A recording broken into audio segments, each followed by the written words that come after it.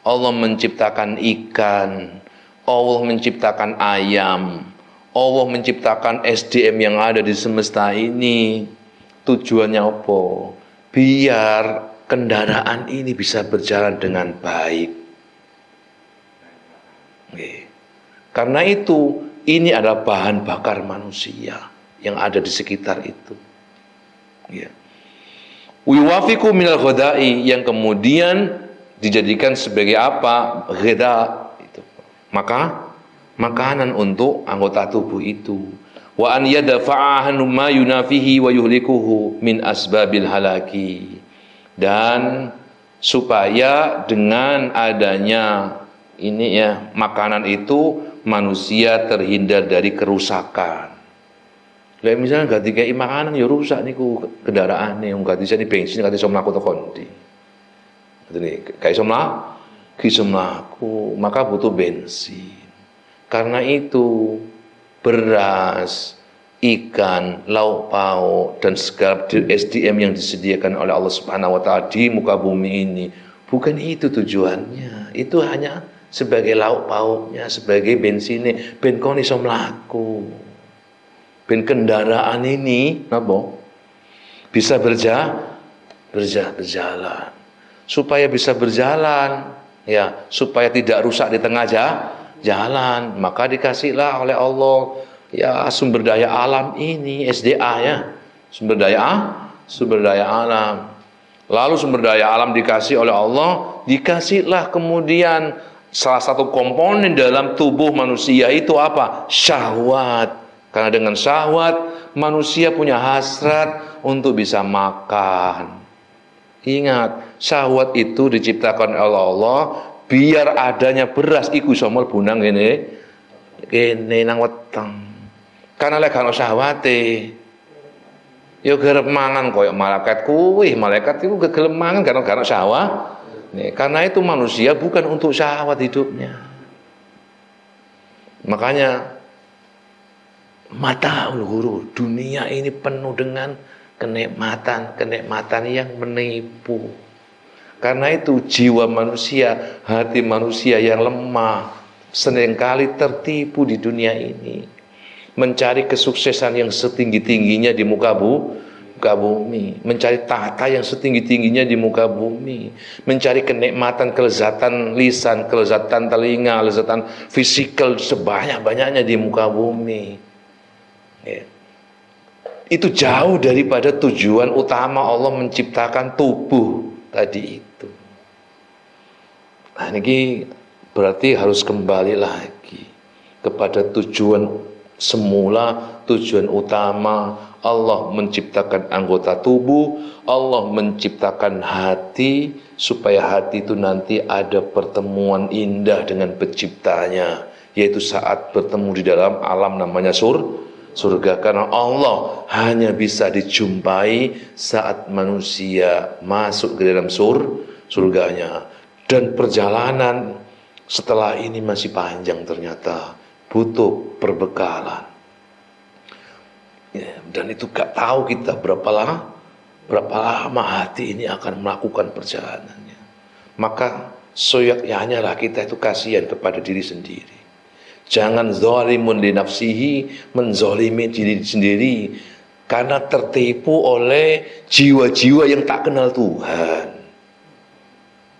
Jiwa-jiwa yang hanya melulu hidupnya di dunia. Yang di dalam Al-Quran itu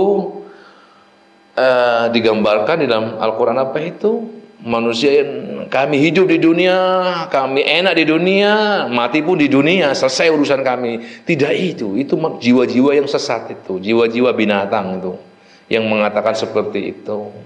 Sehingga itu jangan sampai kemudian menipu jiwa-jiwa yang sudah beriman, hati yang sudah percaya dengan Allah Subhanahu wa taala, yang sudah berikrar asyhadu alla ilaha illallah wa asyhadu anna muhammadar rasul. Itu bala syahidnya, hati yang sudah bersaksi, nggih Gusti, saya bersaksi kaulah Tuhan kami. Melaku dee sejak di alam arwah dia sudah bersaksi. Qalu bala syahida. Wes budal kon. Engko ketemu aku maring ning kono. berjalan dia. Bala syahidna, kami bersaksi ya Allah, Engkau Tuhanku. Berubah saat di dunia, bala syahidnya berubah. Saksinya tidak lagi bersaksi Tuhan, tetapi makanan, numpuk makanan yang tidak mungkin dimakan, numpuk bangunan yang tidak semuanya ditinggali oleh kendaraan ini. Sudah jauh dari tujuan semula. Kalau ingin tahu kendaraan yang sehat, jiwa yang sehat saat berjalan di muka bumi ini, lihatlah Nabi, lihatlah para sahabat. Itulah kendaraan yang paling bagus, hati yang paling bagus saat melintasi satu alam namanya dunia. Jangan meniru Fir'aun, jangan meniru Haman, jangan meniru Korun yang tertipu. Ya, pun ngoten nggih. Sehingga jenengan tidak usah sakit hati, sedih hati, nelongso, lek gak duwe tahta ning donya ini gak ada masalah, Cung. Kowe gak dadi apa-apa ning donya, gak dipandang apa, gak ada masalah, Cung. Yang penting kau melaku dengan hati yang jiwa yang baik. Berpendidikan pun juga silakan, tetapi jangan terkecoh oleh pendidikan barat, Cung. Pendidikan barat itu kamu supaya mulia di dunia saja, Cung. Paham ya? Pendidikan Islam enggak, supaya kamu mulia tidak di sini tok, tapi di ngarsane Gusti Allah. Karena pertemuan itu hanya bisa dilakukan ketika jiwa manusia itu apa? Ata biqalbin salim, menemui Gusti Allah dalam posisi hati yang bersih, hati yang sudah diistighfari. Saat dosa istighfar, saat dosa melakukan kebaikan, maka dapat pahala, hati pun bersih. Saat sholat, satu sholat dengan sholat yang lain, itu membersihkan jiwa yang kotor. Saat satu puasa dengan puasa yang lain, itu membersihkan jiwa yang kotor. Setiap hari kita itu bersih-bersih kan, yo. Bersih-bersih. Kenapa begitu? Supaya nanti bertemu dalam posisi ata biqalbin salim. Yang bertemu siapa tadi itu? Qalbin, bukan rijlin, bukan ainin, bukan batanin, bukan farjin dan lain-lainnya. Ata biqalbin. Kau datang kepada Tuhanmu dengan hatimu. Ini saya ya Allah yang dulu mengatakan bala syahidna. Itulah kenikmatan yang paling indah yang dirasakan oleh hati seorang manusia ketika masuk surga. Apa? Saat bertemu dengan Allah Subhanahu wa ta'ala.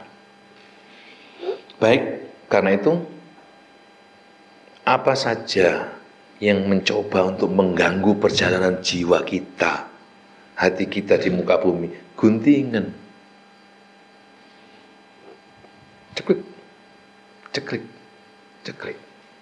Betul nggih? Pelan-pelan belajar apa? Gunting. Ingat ya, ketertarikan hati kepada selain pertemuan, ketertarikan hati selain pertemuan dengan Allah Subhanahu wa ta'ala digunting. Oke, tapi gak usah ngunting bedake Mas Vito. Ya, bedake tetap mlaku Mas, dodolan no. Tetap buka warung, ngerti ya? Tetap dodolan kopi, tetap buka warkop. Itu tidak perlu digunting. Sing digunting nopo?